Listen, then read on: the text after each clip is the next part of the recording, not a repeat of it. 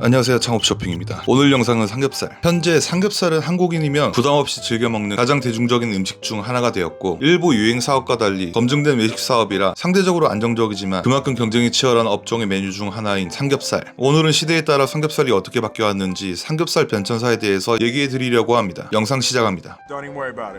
우리나라의 삼겹살 소비는 상상을 초월합니다. 성인 평균 4일에 한 번 정도는 삼겹살 1인분을 먹는다는 통계가 있을 정도라고 합니다. 한국육류유통수출협회 조사에 따르면 한국인 1인당 연간 육류 소비량 53.7kg, 그중 돼지고기 소비량은 26kg로 절반을 차지하고 있습니다. 그 26kg 중 삼겹살 소비는 7.2kg로 월 평균 600g을 섭취하는 것으로 추산되었습니다. 엄청나게 먹는 이렇게 좋아하는 삼겹살 언제부터 먹었을까요? 국어사전에 삼겹살이라는 이름이 올라간 것은 1994년으로 삼겹살은 생각보다 유행하기 시작한 지 얼마 되지 않은 음식입니다. 2차 세계대전 이후 일본은 돈가스 요리가 퍼지면서 돼지고기 수요가 증가하자 일본은 돼지 사육처를 찾았었습니다. 그러나 돼지 사육은 환경에 나쁜 영향을 끼치기 때문에 일본 내에서 사육을 하기 힘들어지자 일본 육류업자들이 눈을 돌린 곳은 한국이었습니다. 그리하여 당시 일본 측의 발주로 한국의 항구도시 근처에 많은 돼지 사육장이 만들어졌습니다. 하지만 일본이 필요한 돼지고기 부위는 돈가스용으로 사용되는 안심 혹은 등심이라 비계가 많은 삼겹살 부위는 필요가 없어 한국에 버리고 갈 정도였기 때문에 삼겹살 팔로를 만들기 위해 국내에 값싼 가격으로 보급되며 수요를 늘려갔습니다. 1960년대만 하더라도 고기 부위 중 어느 곳이 맛있다라는 것을 몰라서 살코기가 많은 돼지 뒷다리살을 가장 선호했었습니다. 정육점을 당시 푸주간이라고 불렀는데 요즘처럼 부위를 나눠 팔지 않고 통돼지를 걸어놔 고기 한 근, 두 근씩 칼로 뚝뚝 떼어 판매를 했었습니다. 말이 되는 소리를 해! 1970년대 태백 영월의 강부들이 탄가루 때문에 목구멍에 기름칠을 하기 위해 지방이 많은 삼겹살을 먹기 시작했었다고 하네요. 그렇게 한국인의 머릿속에는 삼겹살이 먼지를 없애준다는 공식이 있는데, 먼지를 많이 마신 날이나 미세먼지가 심한 날에는 일부러 삼겹살을 먹게 되는 믿음이 이때부터 전해져 내려온 겁니다.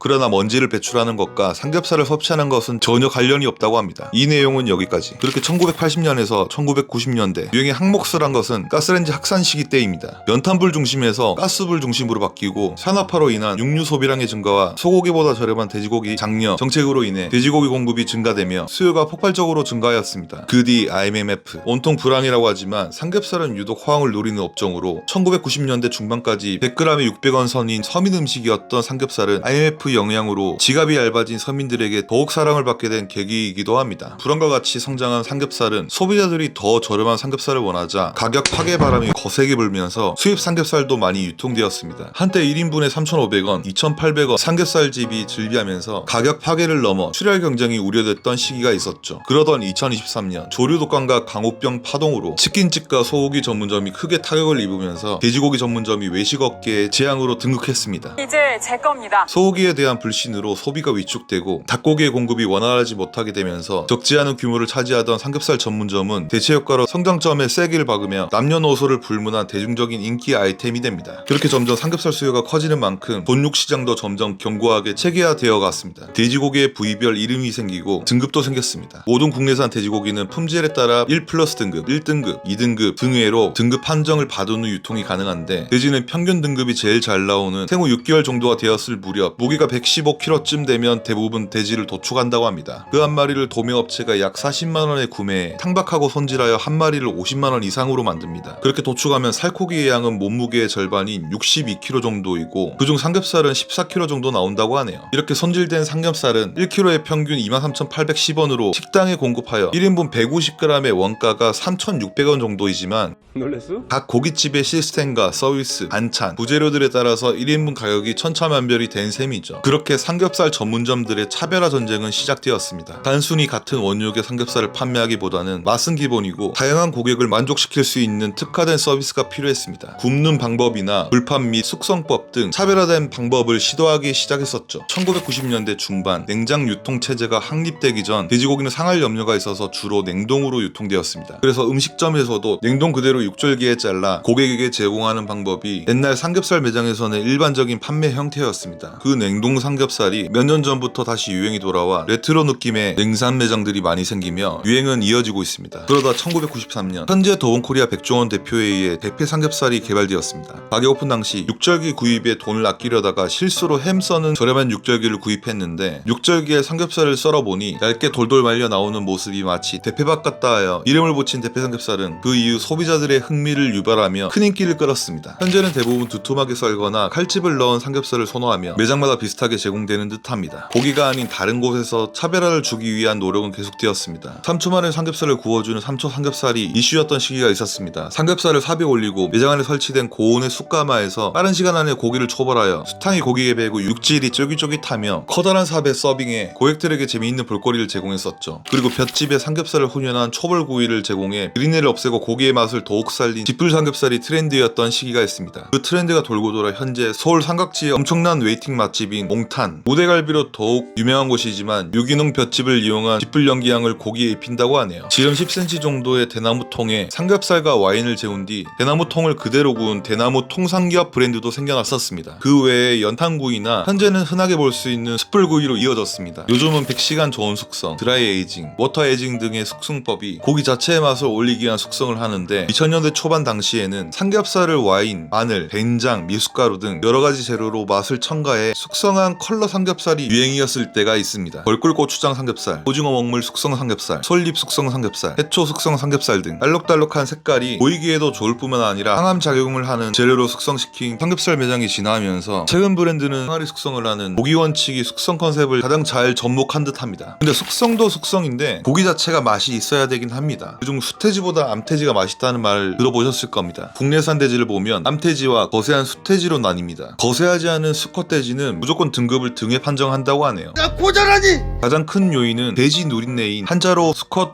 냄새취, 즉 웅치 때문입니다. 수태지의 대장에서 고섬유질 사료가 미생물에 의해 발효되면서 성호르몬이 근육과 지방 조직에 축적되고 가열시 물질이 휘발되면서 불쾌한 냄새가 납니다.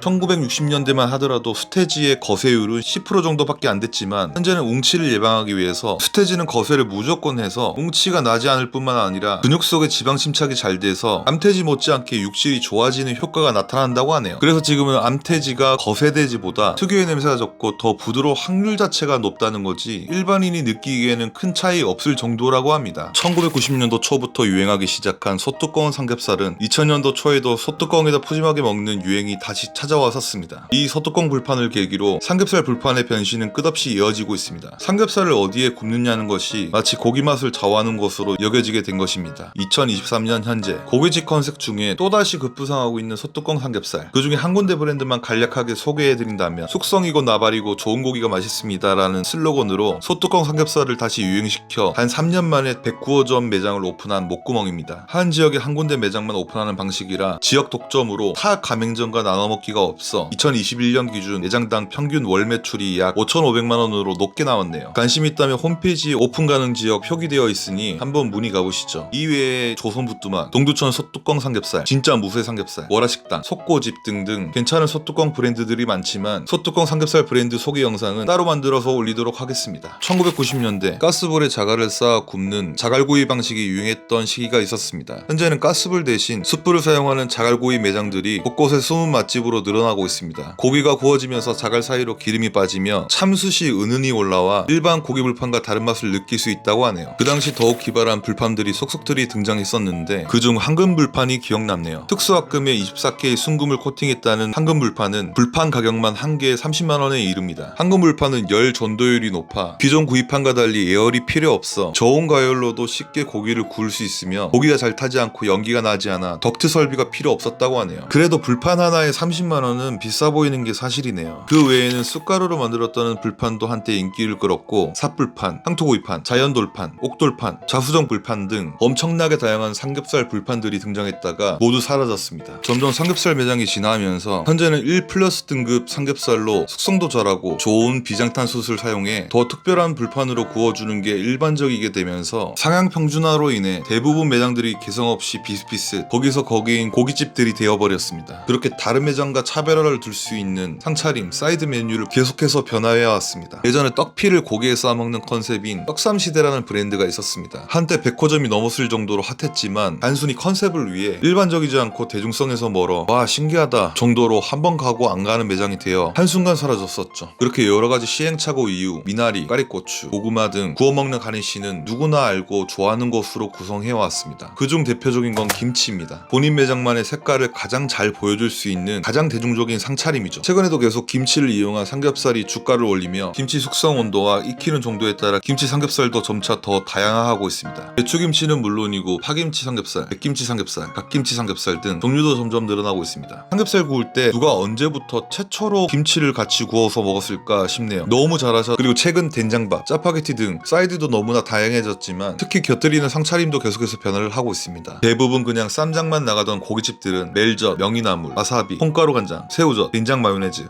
소금도 히말라야 핑크소금, 삼초소금, 소판염 등 종류도 많아지며 상차림과 가니쉬를 계속해서 업그레이드하는 중입니다. 과거와 현재 그리고 앞으로의 삼겹살 이 자체는 크게 벗어나거나 엄청나게 달라지지는 못하겠지만 외식업의 자동화 시스템이 더욱 첨단화되면서 고깃집에도 시스템에 큰 변화가 계속 있을 것으로 보입니다. 푸드테크 기업 피플즈 리그에서 육류 자동 조리 로봇 미트봇을 개발하여 2022년 10월 배달 매장을 런칭하였습니다. 이 로봇을 활용해 시간당 삼겹살 100인분을 구울 수 있다고 하네요. 현재는 주방에서 사람이 직접 고기를 잘라 넣어주면 미트봇이 이미지 센서를 활용해 고기 단면의 두께, 지방, 단백질 비율을 측정해 자동으로 온도를 세팅해 조리를 한다고 하네요. 아직은 주방에서 사용하는 협동 조리 로봇으로 개발되었지만 머지않아 직원 대신 로봇이 테이블 앞에 서서 삼겹살을 다 잘라주고 구워주는 날이 올 듯하네요. 이렇게 오늘은 삼겹살 변천사에 대해서 알아봤습니다. 삼겹살이 걸어온 길을 쭉 만들어봤는데 오늘 저녁은 삼겹살 먹는 걸로 하겠습니다. 오늘 준비한 영상은 여기까지입니다. 재밌게 보셨나요? 괜찮으셨다면 구독, 좋아요, 알림 안 하면 너 변사체 된다. 다음에도 더 좋은 창업 영상으로 찾아뵙겠습니다. 이상 창업쇼핑이었습니다. 감사합니다.